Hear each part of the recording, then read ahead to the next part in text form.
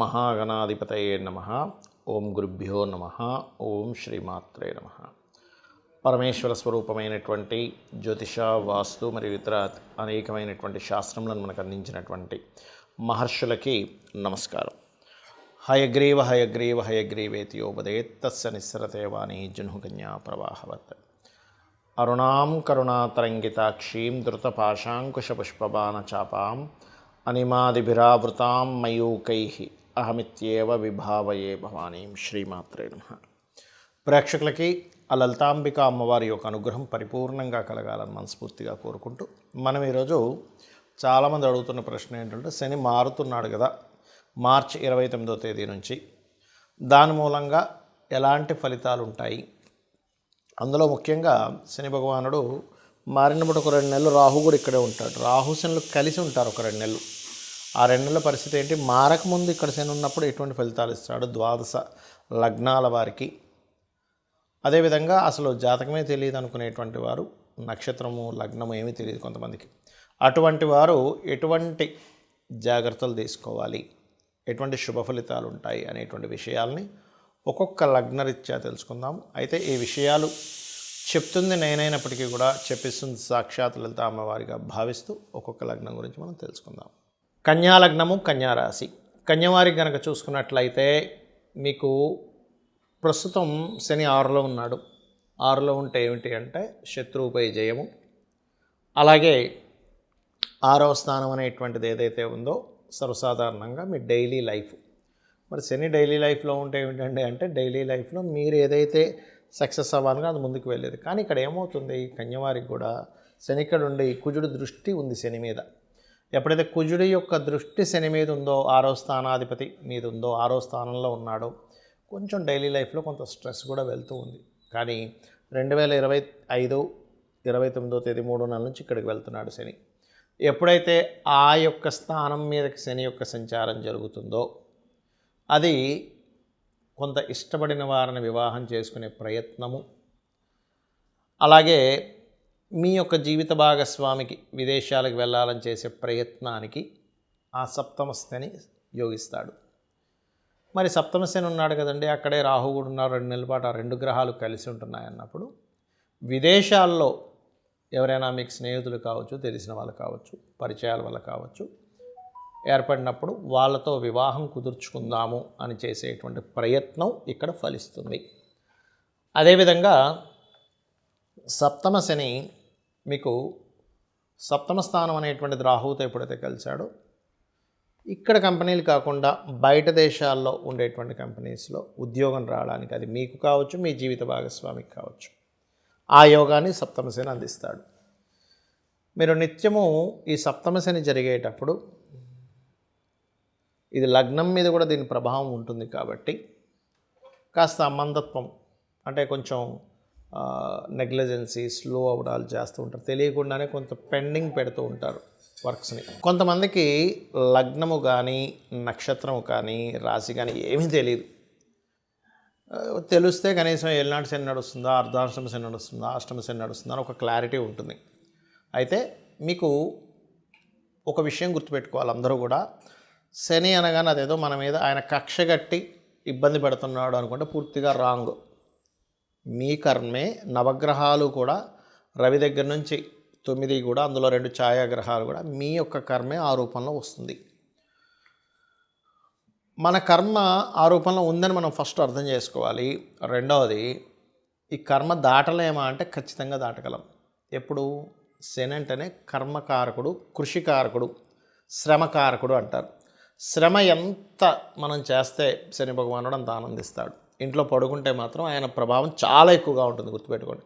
శుభ్రంగా నేను ఏ పని చేయను, నాకు ఈజీ మనీ రావాలి, ఇలా ప్యాక్ ఆడితే నాకు డబ్బులు రావాలి, ఇలా ఇంకో దేంట్లోనో బెట్టింగ్స్ ఆడితే నాకు డబ్బులు రావాలి అని అనుకున్నారా, శని మొత్తం రోడ్డు మీదకి లాగుతాడు, గుర్తుపెట్టుకోండి. ఖచ్చితంగా రోడ్డు మీదకి లాగేటువంటి గ్రహం ఏదైనా ఉంది అంటే శని భగవానుడు. ఏది? ఈజీ మనీ రావాలనుకుంటే ప్యాకెట్లు ఆడుకోవాలి. రమ్మీలు చూస్తుంటాం మనం ఇవాళ రేపు ఫోన్స్లో, రమ్మీ ఆడడం, లేకపోతే ఏదో గుర్రం పందాలకి వెళ్ళిపోవడం, లేకపోతే ఇంకోటి ఏదో పందాలు. అంటే వాళ్ళు తెలివితేటలు ఏమి పెట్టకుండా, ఏ పని చేయకుండా ఇంట్లో కూర్చొని నాకు డబ్బులు రావాలి, లేకపోతే గోవా వెళ్ళిపోయి ఇట్లాంటివి చేసే వాళ్ళకి శని ఎక్కడా సహకరించడు. మీరు అనొచ్చు మరి, ఏమండి మరి కొంతమందికి వస్తుంటాయి కదంటే పూర్వజన్మల్లో విపరీతమైన పుణ్యకర్మలు ఏవో చేసి ఉంటారు వాళ్ళు, అందుకే వాళ్ళకి ఒక్కోసారి లాటరీలో డబ్బులు రావడము, ఏ నిధి దొరకడమో ఇట్లాంటివన్నీ జరుగుతూ ఉంటాయి.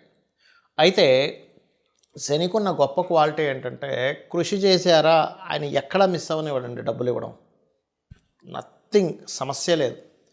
అయితే ఇక్కడ మీకు మరి నక్షత్రము రాశి తెలియని వారి పరిస్థితి ఏమిటి అంటే శని 12లో న్యాచురల్ 12th హౌస్లో తిరిగేటప్పుడు పర్టికులర్గా అది కూడా రాహుతో తిరుగుతున్నాడు కాబట్టి కొంచెం అందరూ అంటే ఈ తెలియని వాళ్ళు ఇన్వెస్ట్మెంట్ చేసేటప్పుడు మాత్రం జాగ్రత్తగా ఉండాలి. ఎందుకంటే ఇక్కడ తిరిగేటువంటి శని దేశకాల పరిస్థితుల మీద ఎటువంటి ప్రభావం చూపిస్తాడంటే జీవుల మీద కొంచెం హెల్త్ రిలేటెడ్ ఇష్యూస్ మీద ప్రభావం చూపిస్తూ ఉంటాడు ఇక్కడ తిరిగే శని. ఎందుకంటే ఇక్కడ శని ఇక్కడ ఉంటూ గురురాశుల్లో ఉంటూ మరో గురురాశులను చూస్తున్నాడు, జీవుల మీద, హెల్త్ మీద, అలాగే కర్మ వర్క్ మీద.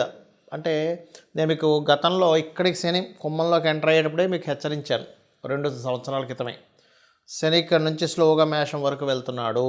అందరూ కూడా వాళ్ళ వాళ్ళ ఉద్యోగాలతో పాటు వాళ్ళు సొంతంగా ఏం చేయగలరు, వాళ్ళకి ఏం టాలెంట్ ఉంది, ప్రతి ఒక్కరిలో ఒక గొప్ప టాలెంట్ దాగి ఉంటుంది.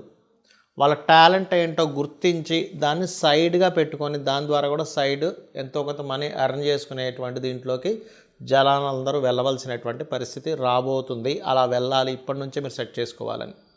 అందుకని ఏంటి, శనిలోకి ఎప్పుడైతే ఎంటర్ అయ్యాడో మళ్ళీ ఇంకొంచెం దాని యొక్క ప్రభావం పెంచుతూ ఉంటుంది. పెద్ద పెద్ద దేశాల్లో కొంత ఆర్థిక మాన్యాలు రావడం, కొన్ని వర్క్ చేసేటువంటి విధానాల్లో చాలా మార్పులు రావడం, కొన్ని ధర్మ విరుద్ధమైనటువంటి కొన్ని పరిస్థితులు రావడం,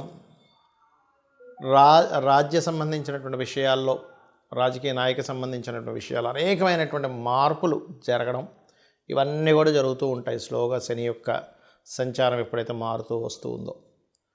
కాబట్టి మీకు డేట్ ఆఫ్ బర్త్ తెలిసినా తెలియకపోయినా ఏమైనా సరే ఒకటే గుర్తుపెట్టుకోండి, మీకు పనులన్నీ ఆలస్యం అవుతున్నాయి అంటే పూర్వజన్మల్లో ఎక్కడో శనికి సంబంధించిన దోషం మీరు చేశారు, అది ఈ కర్మలో ఈ రూపంలో వచ్చింది. అందుకని మీరు చేయవలసింది ఏమిటంటే శనివారాలు ప్రత్యేకంగా తైలము ఒంటికి రాసుకొని చక్కగా స్నానం చేయండి, దానివల్ల కొంత దోషం పోతుంది. రెండవది, మధ్యాహ్నం పూట నిద్రపోకండి పొరపాటును కూడా. చిన్నపిల్లలు, స్త్రీలు, బాగా ఏజ్డ్ పర్సన్స్కి సంబంధం లేదు, వాళ్ళు నిద్రపోవాలి. ఎందుకంటే వాళ్ళకి ఎనర్జీ సరిపోదు, మాటిమాటికి మేలుకు వస్తూ ఉంటుంది. మధ్యాహ్నం పూట కాసేపు నిద్రపోవాలి. ఇంట్లో స్త్రీలు ఇంట్లో పనులు ఉంటాయి, పాపం వాళ్ళు పొద్దున్నే లేచి చేస్తారు, వాళ్ళకి శనికి సంబంధం ఇబ్బంది ఏమి ఉండదు. కానీ మంచి యువకులు ఒక 15 ఏళ్ళ నుంచి 15 ఏళ్ళ వయసు నుంచి ఒక 55 ఏళ్ళ వయసు వరకు ఉండే వాళ్ళందరూ కూడా యువకుల కిందకే వస్తారు. వీళ్ళు మధ్యాహ్నం పూట కాసేపు నిద్రపోవడం ఇట్లాంటివి చేయకండి, శని ప్రభావం ఖచ్చితంగా పడుతుంది. మళ్ళీ కొంతమంది సాధకులు ఉంటారు, రాత్రి సమయంలో జపం చేసుకుంటారు, రాత్రంతా అమ్మవారి జపాలు చేసేవాళ్ళు ఉంటారు, వాళ్ళు మధ్యాహ్నం పూట కాసేపు పడుకోవచ్చు, దానికేం కాదు. నైట్ డ్యూటీ చేస్తూ ఉంటారు కొంతమంది, వాళ్ళకి ఇబ్బంది ఏం లేదు. కానీ మీకు ప్రభావం పడకుండా ఉండాలంటే మాత్రం ఇవి ఖచ్చితంగా పాటించాలి. ఎక్కువగా వాకింగ్ చేయాలి, ఎక్సర్సైజెస్ చేయాలంటే మార్స్ ఎనర్జీని పెంచుకోవాలి. ఇక్కడ హోమాలకి ఎక్కువగా పార్టిసిపేట్ చేస్తుండాలి, చండీ హోమము లేదా చండీ పారాయణం చేస్తుండాలి. ఆంజనేయ స్వామి ఆలయం కానీ, నరసింహస్వామి ఆలయం కానీ, ఏదైనా శక్తి దేవత ఆలయాలు లేదా గణపతి ఆలయం లేనట్లయితే మీకు దగ్గరలో రావి చెట్టు ఉన్నా కూడా దాని చుట్టూ ప్రదక్షిణం చేసినా కూడా మీకు ఆ యొక్క దోషం అనేటువంటిది పరిపూర్ణంగా తొలగిపోతుంది. సో ఈ రకంగా చేసి మీ యొక్క అభివృద్ధి ఆ యొక్క స్వామివారి అనుగ్రహం లేదా అమ్మవారి అనుగ్రహం ద్వారా మీరు పొందాలని కోరుకుంటూ శ్రీమాత్రే నమః.